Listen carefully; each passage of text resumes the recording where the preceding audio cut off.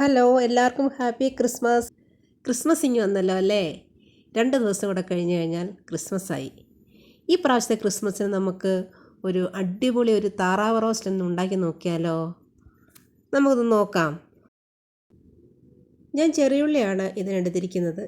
ചെറിയുള്ളി ആകുമ്പം കൂടുതൽ ടേസ്റ്റ് ഉണ്ടാകും. നമ്മൾ സവാള എടുക്കുമ്പോൾ കുറച്ച് മധുരം മുന്നേ നിൽക്കും. അല്ലെങ്കിൽ പകുതി ചെറിയുള്ളിയും 2 സവാളയും കൂടെ ആയാലും കുഴപ്പമില്ല. ഞാൻ പക്ഷേ ചെറിയുള്ളിയാണ് എടുത്തിരിക്കുന്നത്. ഇത് ഏകദേശം ഒരു 1.5 കിലോ താറാവുണ്ട്. അതിലേക്ക് മഞ്ഞൾപ്പൊടി 1 ടീസ്പൂൺ, മല്ലിപ്പൊടി 1.5 ടേബിൾ സ്പൂൺ ഇടാം. മുളക് പൊടി 1 ടേബിൾ സ്പൂൺ മതിയാവും. കുരുമുളക് പൊടിയാണ് ഇതിനെ കൂടുതൽ ചേർക്കുന്നത്. അതൊരു 1 ടീസ്പൂൺ ഇപ്പോൾ ഇടാം. ഗരം മസാല 1.5 ടീസ്പൂണും. ആവശ്യത്തിന് ഉപ്പും ചേർത്ത് കുറച്ച് കറിവേപ്പിലയും ഒന്നിട്ട് നമുക്ക് നന്നായി ഒന്ന് മിക്സ് ചെയ്ത് 1 കപ്പ് വെള്ളവും ചേർത്ത് ഇതിനെ വേവിക്കാൻ വയ്ക്കാം. ഒരു 3 വിസിൽ മതിയാകും. ആ സമയം കൊണ്ട് നമുക്ക് ഒരു പാനിൽ കുറച്ച് വെളിച്ചെണ്ണ ഒഴിച്ച് നമ്മൾ എടുത്തു വെച്ചിരിക്കുന്ന തേങ്ങാക്കൊത്ത് നമുക്കൊന്ന് ഹാഫ് ഫ്രൈ ചെയ്തെടുക്കാം.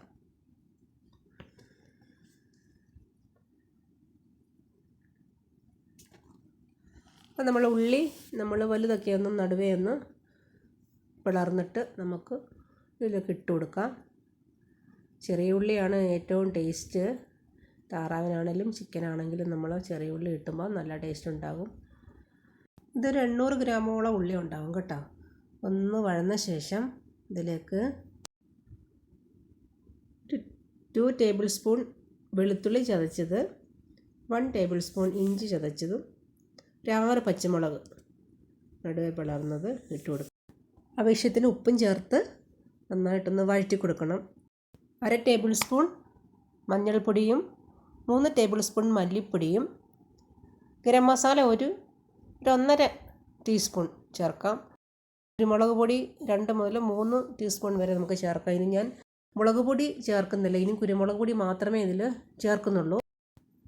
നമ്മൾ അരിഞ്ഞു വെച്ചിരിക്കുന്ന തക്കാളിയും കൂടെ നമുക്കിതിലേക്ക് ചേർത്ത് കൊടുക്കണം. എന്നിട്ട് നന്നായിട്ടൊന്ന് വഴറ്റണം. തക്കാളിയൊക്കെ നന്നായിട്ടൊന്ന് വെന്തോടയിട്ട് ആ സമയം കൊണ്ട് നമുക്ക് കുക്കറൊന്ന് തുറന്ന് നോക്കാം. താറാവ് നന്നായിട്ട് വെന്തിട്ടുണ്ട്. ഒരു 3 വിസിൽ വന്നപ്പോഴേക്കും താറാവ് നന്നായി വെന്തു. പരുവത്തിനുള്ള വെള്ളമുണ്ട്. ഇത് നമുക്ക് ഈ മസാലക്കൂട്ടിലേക്ക് ഒഴിച്ചു കൊടുക്കാം.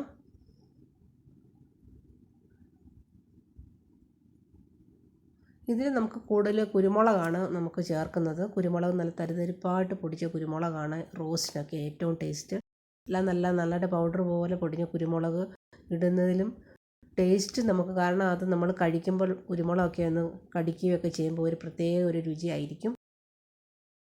കുറച്ച് കറിവേപ്പിലയും കൂടെ നമുക്കിതുപോലെ ഞെരടി ഇട്ട് കൊടുക്കാം. നല്ലൊരു താറാവ് റോസ്റ്റ് റെഡി ആയിട്ടുണ്ട്. ഈ ഒരു ടൈമിൽ കുറച്ച് കുരുമുളക് പൊടിയും കൂടെ ഇട്ടൊക്കെ കൊടുക്കാം. എരിവിൻ്റെ അനുസരിച്ച് നിങ്ങൾക്ക് അത് ചെയ്യാം. കുരുമുളക് പൊടിയാണ് ഇതിൻ്റെ ഏറ്റവും ടേസ്റ്റ് കൊടുക്കുന്നത്.